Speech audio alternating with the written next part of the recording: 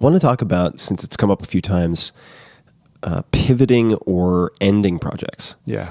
Because there's in some aspects, a fetishizing of perseverance in a lot of places, including Silicon Valley and the world of tech. And yet, if you look at a lot of the largest public successes, many of them had some type of pivot or shutting down of something that wasn't working. How do you know it's the right time to stop?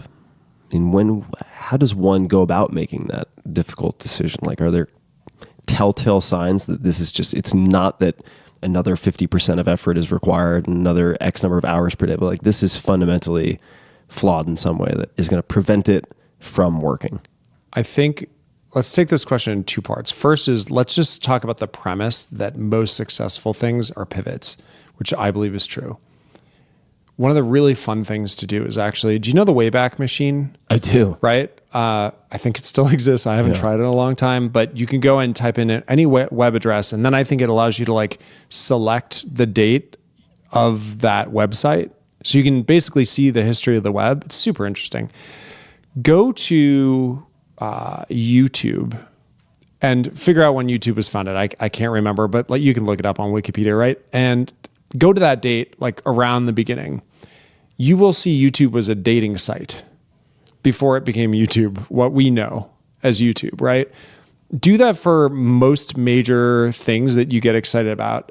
Or like look up the history of Facebook when it was, it was Face Mash beforehand. It was something before that. The only one that I don't think was a pivot was Google, and they've done pretty well. So that's the one counterexample.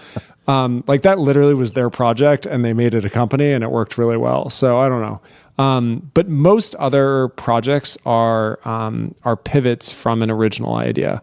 And I think that's because, one, it's really hard to tell what works a priori. Like doing it before anything, before you actually, put it into people's hands is really difficult. Like you don't know if it's going to work. The key to entrepreneurship is failing really quickly.